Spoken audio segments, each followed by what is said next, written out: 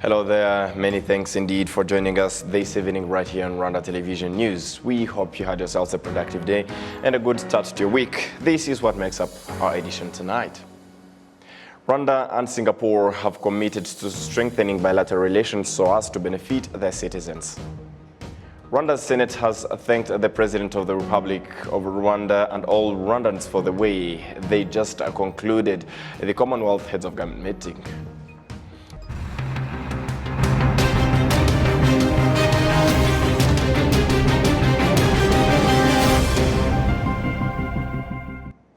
We are glad to have your company tonight, coming to you straight from the heart of Africa, Kigali. My name is Sam Kalisa. And as we kick off, Rwanda and Singapore have committed to strengthening bilateral relations so as to benefit their citizens.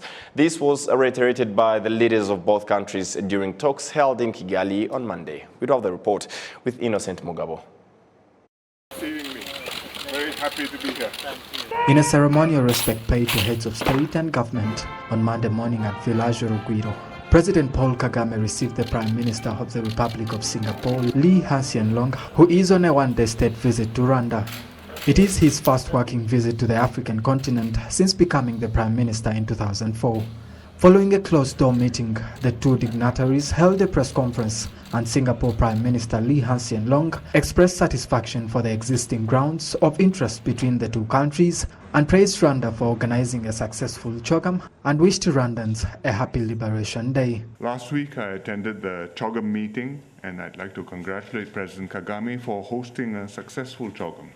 Rwanda has done an excellent job organizing this major in-person, high-level international event despite the challenges of COVID-19.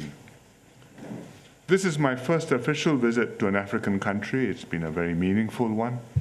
I'm very glad that CHOGM has created an opportunity for me to meet my counterparts in Africa face to face, to exchange views and perspectives with each other. I'm also deeply appreciative that I've had the chance to learn more about Rwanda and to further our friendship and bilateral cooperation. Although we are on different continents, our two countries have much in common. Both are small with limited resources. Both place importance on international cooperation to improve our societies and our people's lives. Both seek to work with other small countries to secure peace, progress, and prosperity for our peoples in a dangerous world. I therefore look forward to working closely with President Kagame to ensure that the relationship between our two countries continues to grow from strength to strength. And I'd also like to offer early congratulations to Rwanda for the 28th Liberation Day, which is on the 4th of July. President Paul Kagame also stressed that relations between Rwanda and Singapore are flawless, as it was emphasized in his talks with Prime Minister Lee Hsien Loong. The Prime Minister and I had very productive discussions, and I think we are going to be doing even more together in the years ahead. I want to thank Singapore for being a reliable partner over the years. We value highly the trade and investment links, as well as the cooperation between our central banks. Both our countries have created a strong foundation. Singapore's development model and its commitment to social cohesion and national unity are very impressive. Singaporean Prime Minister Lee Hsien Loong, who has been in Rwanda since last week for CHOGM, noted that he had held talks with Singaporeans living and working in Rwanda and told him that they enjoy working from Rwanda. He stressed that his country continues to increase investment on the African continent, especially in Rwanda, because it is an investment-friendly country. Our companies are also venturing into Africa. It's a new market for them, but the economic opportunities are growing as the continent opens up to digitalization, regional integration, and global trade. There are many bright spots in Africa, and Rwanda is one of the brightest. Singapore looks forward to deepening our cooperation and increasing trade and investment between Singapore and Rwanda. President Kagame has visited Singapore a few times. I'm very glad to reciprocate by visiting this beautiful and impressive country. Rwanda is rapidly developing, innovative, and forward-looking, building a nation. And I congratulate the President for his leadership in stewarding Rwanda's development over the years. In our meeting, President Kagame and I reaffirmed the excellent state of Singapore-Rwanda relations and discussed areas for further collaboration. Bilateral relations between Rwanda and Singapore were established on March 18, 2005, and in 2008, Rwanda opened its embassy in the country. The visit of Singapore Prime Minister Lee Hsien Loong to Rwanda comes after President Paul Kagame's visit to his country in 2008 and 2015. Singapore's investment in Rwanda is currently estimated at hundreds of billions of Rwandan francs and is expected to continue growing as the country is currently one of the leading countries regarding foreign investment in Rwanda. Thank you, Innocent, for the report. And we'll keep it to Rwanda-Singapore relations. The Prime Minister of Singapore says Rwanda and his country have chosen to prioritize their national development and the well-being of their people because the two countries know the best directions in which they want to go. He made the remarks at a press conference held at Village Rugwiro. Isabel Masozera has more on this report. Singapore is a country with a population of about 5.6 million people. After gaining its independence in 1965, the country experienced an economic revolution, accelerating its development. Singapore is currently considered one of the richest countries on the Asian continent. According to the 2020 statistics, one Singaporean earns $59,000 a year. Achieving that goal, however, required strong strategic leadership with a broad vision of investment in general. This was said at a friendly press conference held at Urugwiro Village with President Paul Kagame. We stay the course because our first responsibility is to serve our people, to do the right thing for them and make sure the country grows. And you have to make up your mind what is right, what's the direction you want to take, how you want to lead the country forward. You may be right, you may be wrong. Nobody is right all the time. Nobody has a monopoly of wisdom in the world. Either you have to listen to views, you have to listen to criticisms within your team, within the country. And even if it comes from outside the country, listen to it objectively. Does it make sense? Do they have a point? Have I made a mistake? Can we do better? And if so, we do. Change. Better take it, find a way, remedy whatever is not right. But then you will still get criticisms, even when you're trying to do the right thing. And you will have to ask yourself, what is it which the purpose of this criticism? If they're trying to help you to do better, then you listen to it. In the end, you have to make up your own judgment because you carry the responsibility for the outcome. The person who is criticizing, if I follow your advice and things go wrong, can you feed my population? Can you take them if they become refugees? If not, thank you, I appreciate your goodwill, but I have to carry the responsibility and I have to make the decision. Rwanda has made great strides in its economic, governance, but also development strategy in general. However, despite its progress, the nation continues to face daily criticism regarding what is happening in the country. His Excellency President Paul Kagame, the President of the Republic of Rwanda, who was joined by Prime Minister of Singapore, also said that the country has no obligation to continue explaining to its critics about its actions because Rwandans know best the direction they are going. The criticism can go on for 20 years or 30 years, the same criticism, the same thing. They keep playing it over and over. And you look back and wonder, in 20 years, if it is criticism against Rwanda or against the leaders of Rwanda, is it really true that in 20 years nothing has changed. For 25 years, nothing has changed about the criticism that is constantly made. That's what really tells the story, that maybe some of the criticisms are not either accurate or genuine or fair. How can you, and yet these criticisms come with lessons as well. But even when you receive lessons, you expect that at some point somebody learning, being taught to do things, will graduate and actually reach a point where maybe these lessons have been useful. But if it is criticism that goes on for decades, and lessons parallel to that going on for the same number of years, and then nothing comes out of it, then people have to look back and re-examine whether this was really best in fact or in genuineness that the criticism otherwise should be serving. And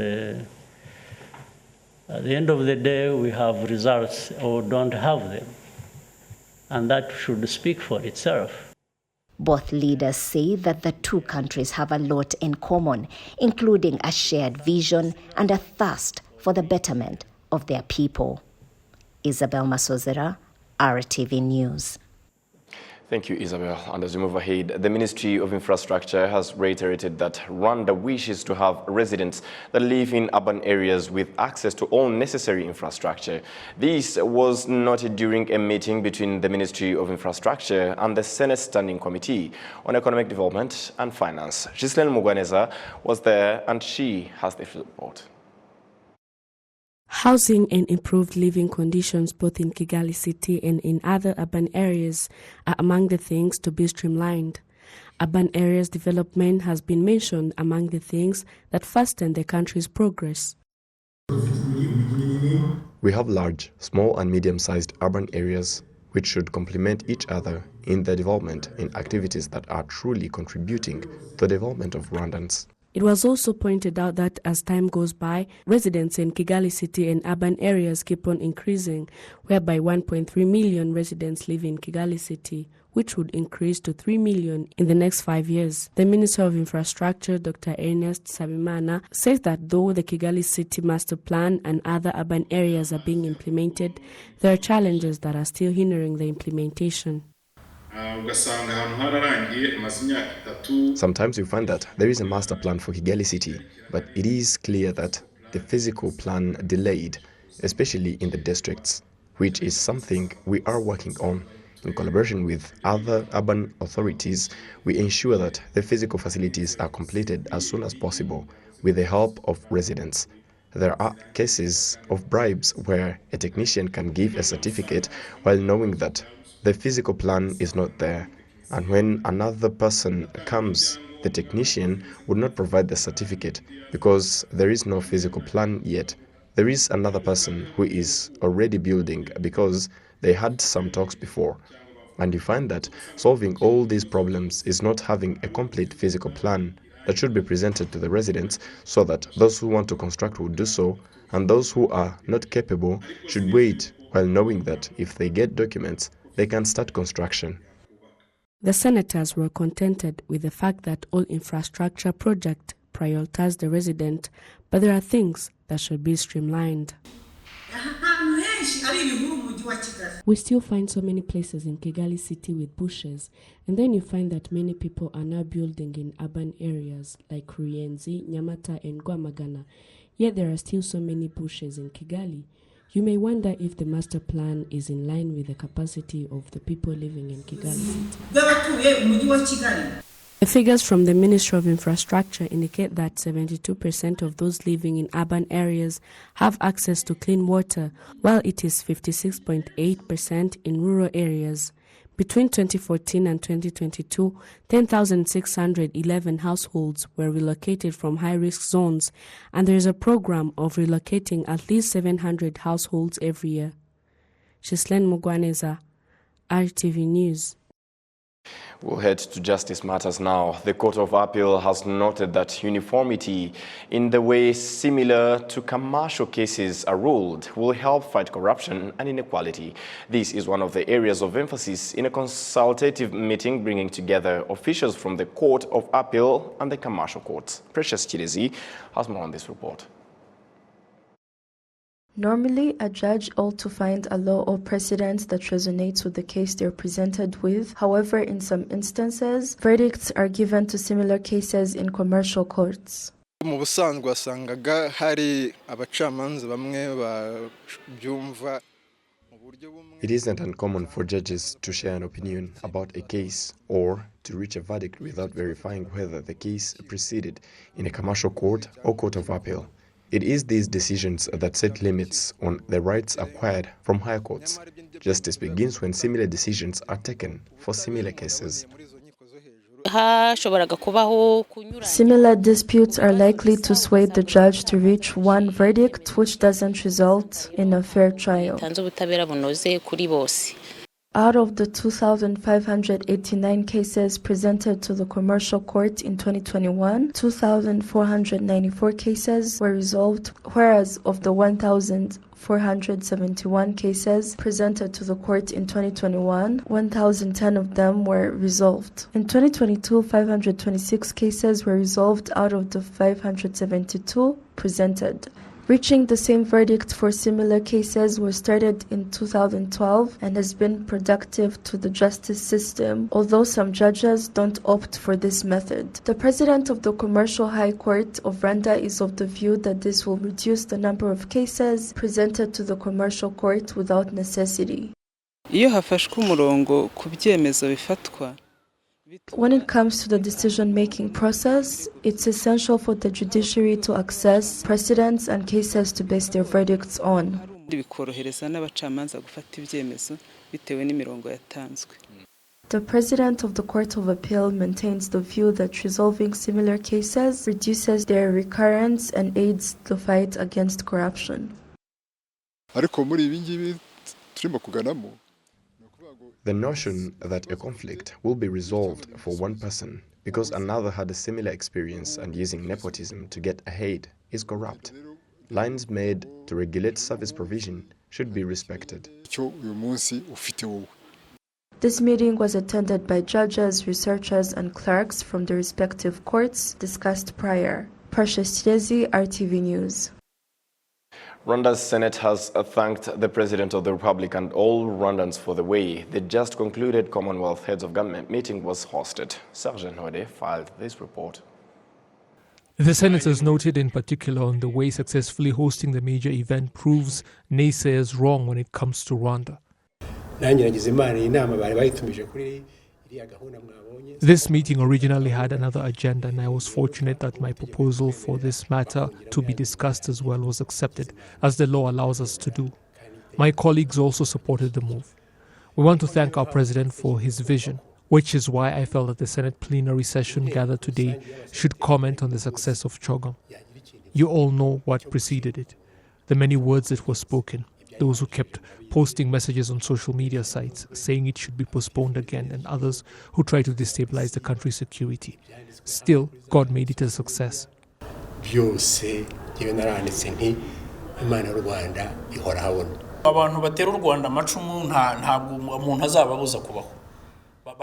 can't stop people from hurling their spears at Rwanda, but all they will do is become dashed upon the rock that is our country.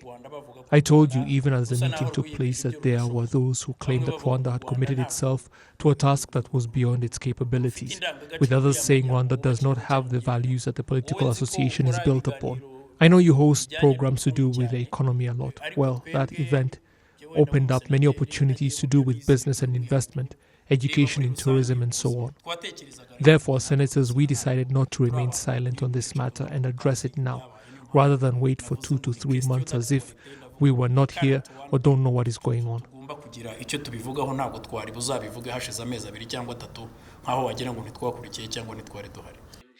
The senators called on the momentum gained from successfully hosting CHOGM to be used when receiving other major events.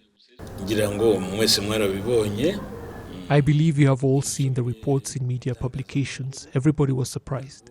In fact, I have noticed that some of the delegates have decided to stay on, and there is an official who has decided to visit different parts of the country.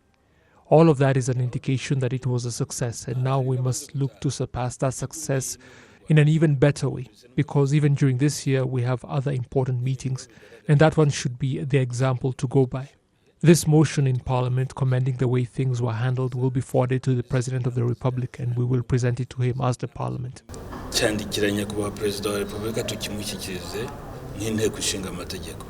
The Senate plenary session applauded the CHOGM success due to the implications it will have on Rwanda's goals when it comes to meetings, incentives, conferences and exhibitions. On behalf of the entire news production team that made it happen, many thanks for being with us tonight. Enjoy the rest of your evening and have a fruitful week ahead. Up until next time, my name is Sam Kalisa. Goodbye.